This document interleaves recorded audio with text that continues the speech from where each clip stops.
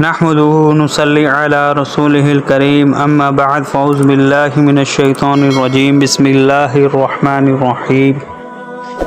اللہ پاک نے ہم سب کی کامیابی دین میں رکھی ہے۔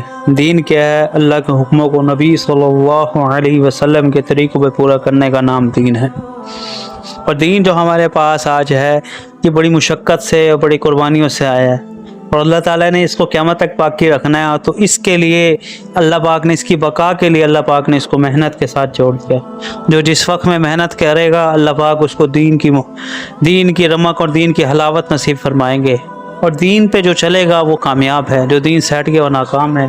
تو دین کن قربانیوں سے ہمارے تک آیا ہے، اسی پہ مختلف صحابہ اور انبیاء علیہ الصلوۃ والسلام نے پہلے قربانیاں دیں، پھر حضور صلی اللہ علیہ وسلم نے قربانیاں دی، پھر صحابہ نے قربانیاں دی۔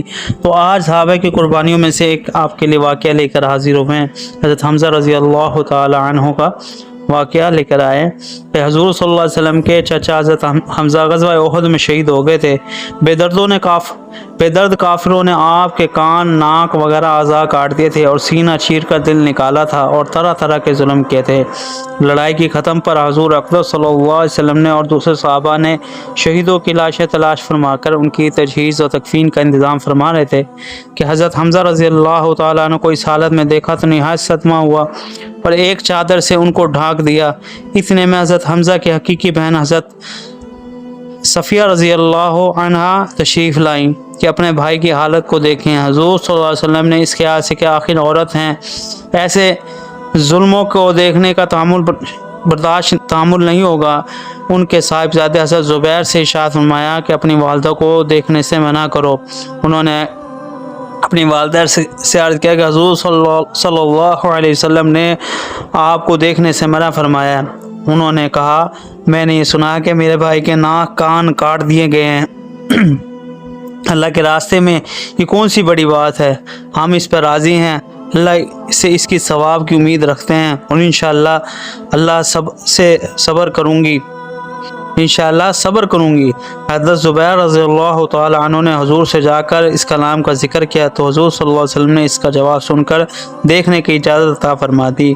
آ کر دیکھا، انا للہ و انا الیہ راجعون پڑھا اور ان کے لیے دعا استغفار کی۔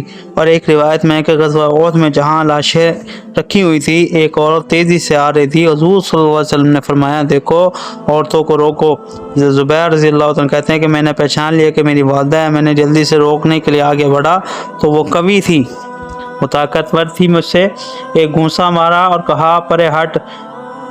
میں نے کہا حضور صلی اللہ علیہ وسلم نے منع فرمایا ہے، تو فوراً کھڑی ہو گئی، اور اس کے بعد 2 کپڑے نکالے اور فرمایا کہ میں نے اپنے بھائی کو کفن کے لیے لائی تھی کہ میں ان کے انتقال کی خبر سن چکی تھی، ان کپڑوں میں ان کو کفنا دینا۔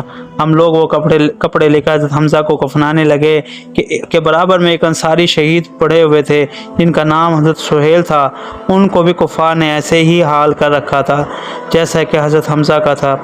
ہمیں اس بات سے شرم آئی کہ حضرت حمزہ کو 2 کپڑوں میں کفنا دیا جائے اور انصاری کے پاس ایک بھی نہ ہو، اس لیے ہم نے دونوں کے لیے ایک کپڑا تجویز کر دیا، مگر ایک کپڑا بڑا تھا دوسرا چھوٹا تھا، تو ہم نے قرآ ڈال کر قرے میں جو کپڑا جن کے حصے میں آ جائے ان کو کفنا دیں گے۔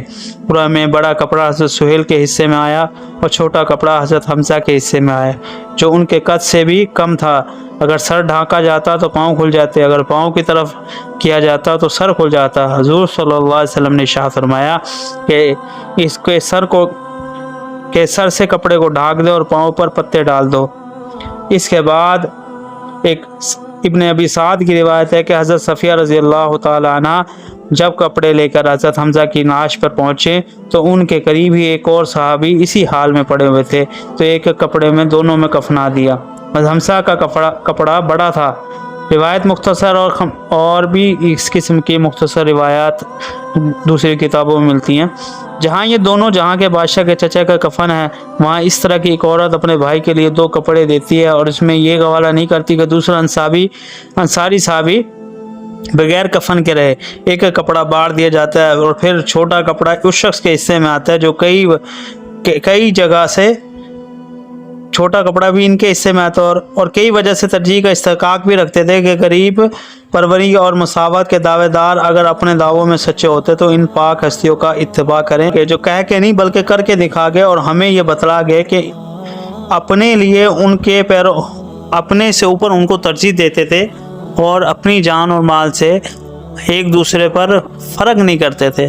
तो अल्लाह ताला ने हम सब की कामयाबी, अल्लाह पाक ने हम सब की कामयाबी दीन में ही रखी है। अब हम ये दीन हमारी ज़िंदगियों में ऐसे ही आएगा जैसे साहबा ने मुशक्क़त की, लेकिन अल्लाह का एक हमारे लिए आसानी है, अल्लाह का हम पर रहम है, फजल है कि हमसे वो जिस तरह की सहाबा से जान और माल की कुर्बानी मांगी थी, अल्लाह हमसे वैसे नहीं मांग रहा। हमारे साथ अल्लाह ने आसानी का मामला कर रखा है। हमें चाहिए कि हम अपनी जान माल वक्त लेके अल्लाह के रास्ते में निकलें और अल्लाह के दीन को सीखें। आज वक्त है, आज मौका है, ताकत है, कल मुमकिन है इनमें से बहुत सारी चीज़ें हमारे पास ना हो और मुमकिन है कि कल की घड़ी हम इस दुनिया में हैं हो या ना हो। तो आज ही हमने इस चीज़ की तैयारी करनी है और उसी के लिए फिर हम अल्लाह से दुआ करें कि अल्लाह पाक हमें ज़्यादा से ज़्यादा कुरान को और हदीस को और सहाबा की ज़िंदगी पे चलने की तौफीक अता फरमाए।